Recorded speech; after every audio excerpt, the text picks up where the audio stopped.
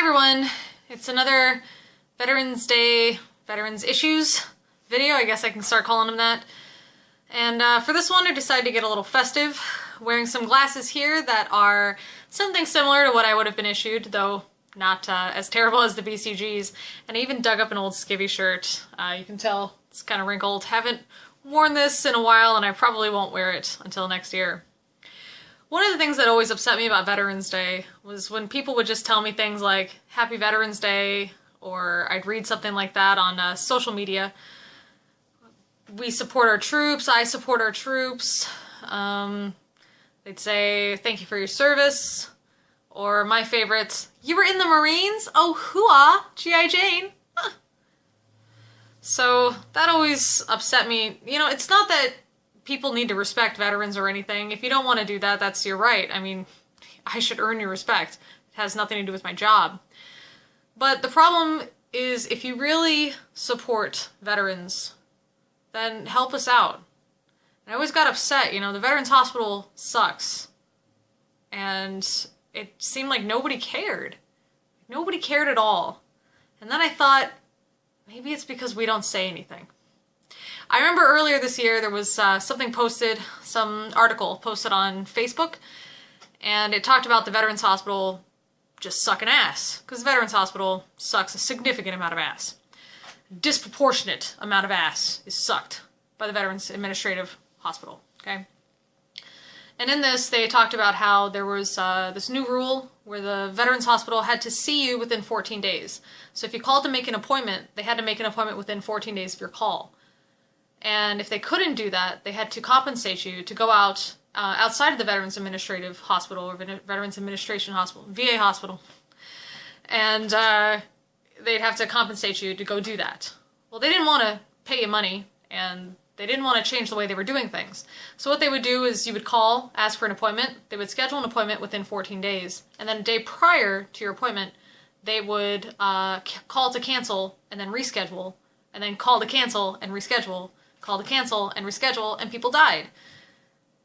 You don't call the Veterans Hospital because you like hanging out there. You call because you need help. And some of the people that needed help were people that were dying of cancer or had other kinds of obstructive tumors. And they died. Fantastic. Well, when this was posted around Facebook, people were up in arms. They were absolutely furious. How could we let this happen? How could they treat our veterans this way? And I thought, well, this is what they do to us all the time. This is nothing new. This is every day. And I realized that I can't get upset about it because part of the problem is on us, on the veterans. We don't like to talk about it.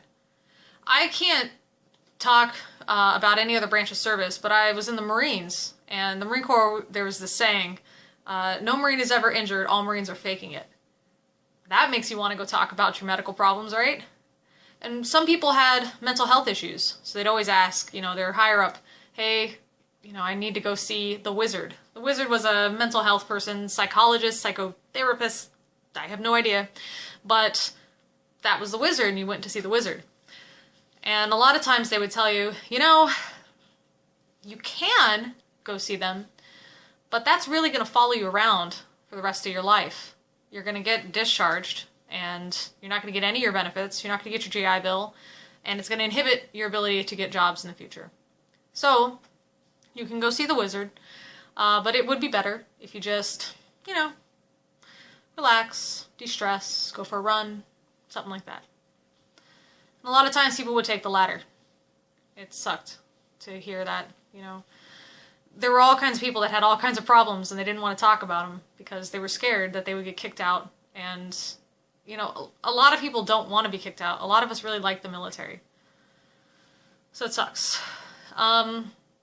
So with this video, I want to ask veterans to speak up, to talk about problems, and for those of you that are interested in what we have to say, provide some help.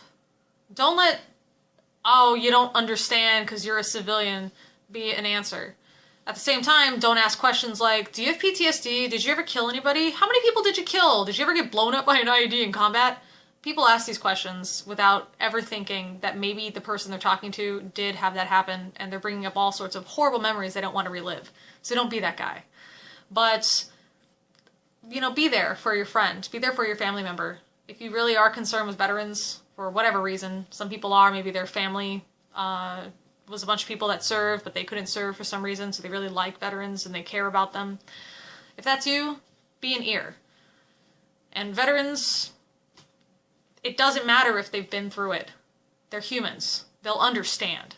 You don't have to have been raped to listen to somebody talk about rape, to know it's a shitty thing, and to provide some feedback, or just to be that person that they can talk to and let it off their chest.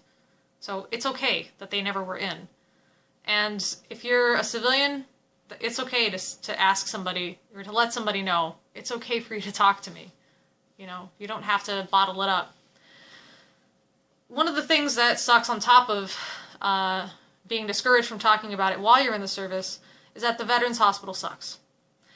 If you go to the VA hospital, I can't tell you how many veterans I've met that give up. They get the runaround so many times, and they just don't want to deal with it. There's only so many times that you go and you're told all kinds of shitty things from your doctor. And there are patient advocates, and I've had to use them before, and they're just VA apologists. They basically are there to tell you why the VA can fuck you over. Why the doctor you spoke with refuses treatment. Why the nurse that you spoke with talked down to you and yelled at you and told you to leave. They do that. In fact, the only time that I ever got any progress was when I talked to somebody that was the new director of the VA.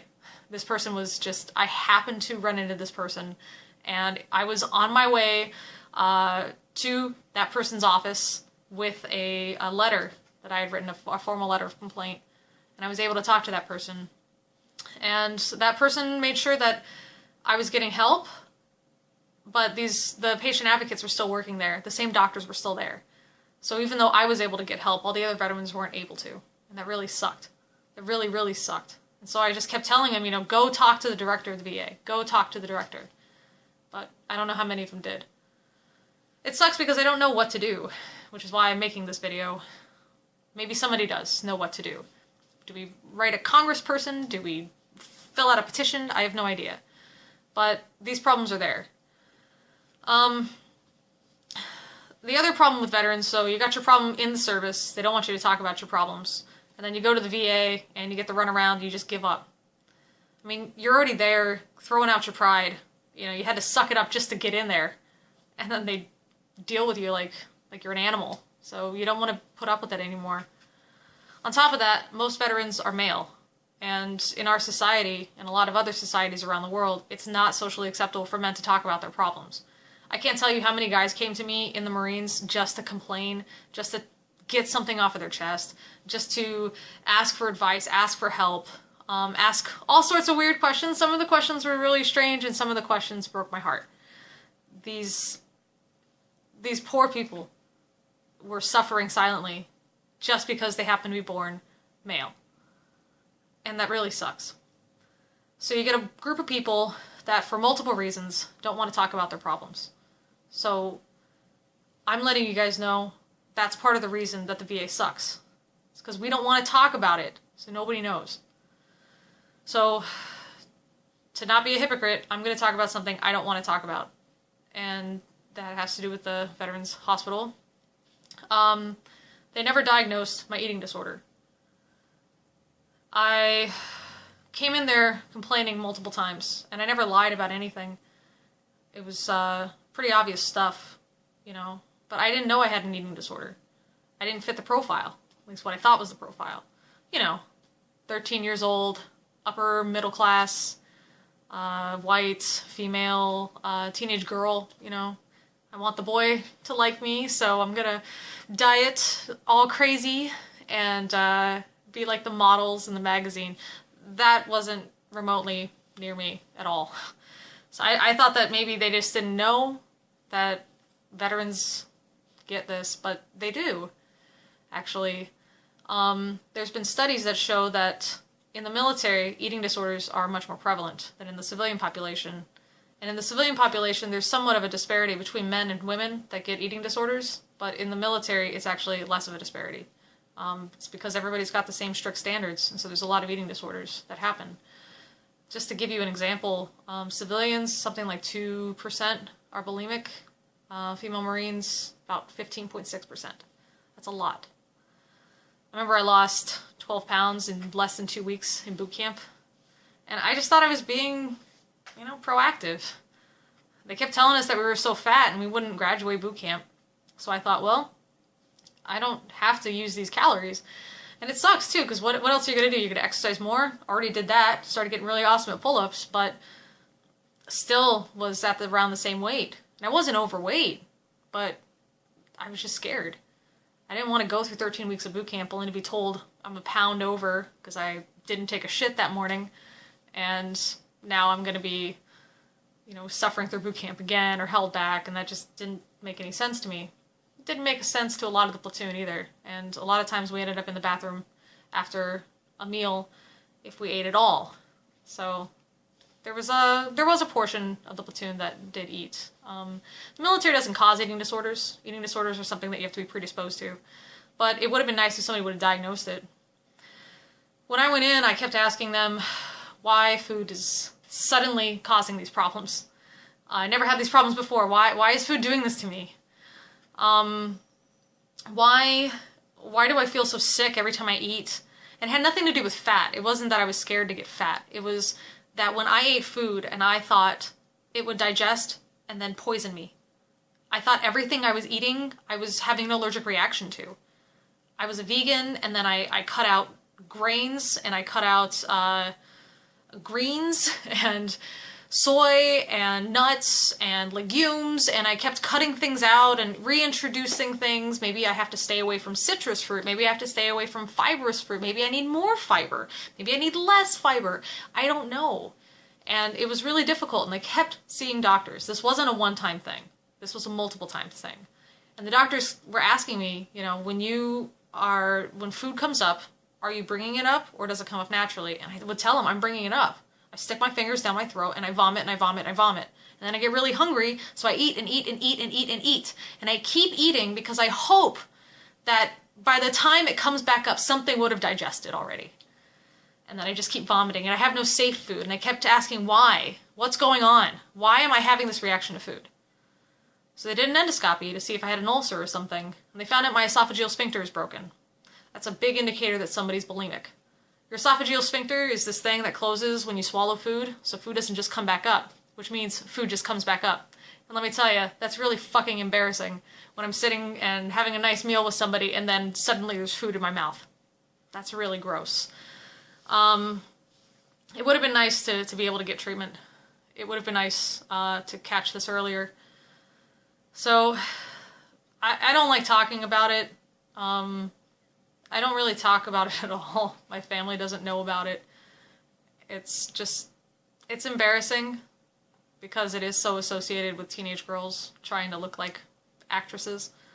And it's not something, that Marine gets who's really into weightlifting. But it actually is. That's the thing. And the VA should have known that. They're a hospital that specializes in veterans. Why didn't they know that this affects veterans and that they need to check for this? That's really ridiculous. Anyway, that's one thing I got. There's some other stuff, but I think we'll just go with that for right now. Keep the video a little shorter than 20 minutes, which it has been every time I keep recording this. Anyway, so veterans, if you guys are listening to this, please talk about your problems. And veteran or not, if you know a way for us to deal with this, then please help. And if you don't have any ideas, but you have some magazines, you could donate that to the VA hospital, your local VA hospital, because we need better magazines there. Anyway, my story isn't unique at all. I've met a lot of guys, actually, who have eating disorders, body dysmorphia disorder, those kinds of things that were in the military. In fact, our BCP, our body composition program, the fat body program, if you're overweight, they put you on this program, and they used to let you off when you got off of the program, or when you went under your weight max, but they changed it because so many people were passing out in formation and stuff, just killing themselves trying to lose this weight quickly. They ended up going on starvation diets and over-exercising and basically exhibiting every symptom of anorexia. So, anorexia isn't just trying to lose weight, but they were doing it extreme which, you know, if you happen to have an eating disorder or predisposed to an eating disorder, that definitely will trigger it for you.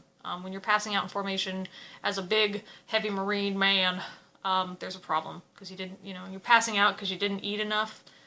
That's a problem. Anyway, if you guys have any questions or comments, you can always post it in the comments section below or post it straight to my channel. In the details section, there's a bunch of different ways to contact me. But hopefully with this video, maybe even one veteran can get better help. But hopefully it can shed some light on the fact that the VA just sucks. I don't understand how it sucks so bad. I don't. It would be comical if Joseph Heller wrote about it in Catch-22, but because it's reality, it's heartbreaking. So, anyway, feel free to share your stories, and you know, if you want to stay anonymous, you can do that. You can send me emails or just post on a different account or something. I think it's really important that we talk about it. We can't get help unless people know to help us. So, all right. That's all I got for you guys, and I hope you have a good and safe Veterans Day. As always, thanks for listening.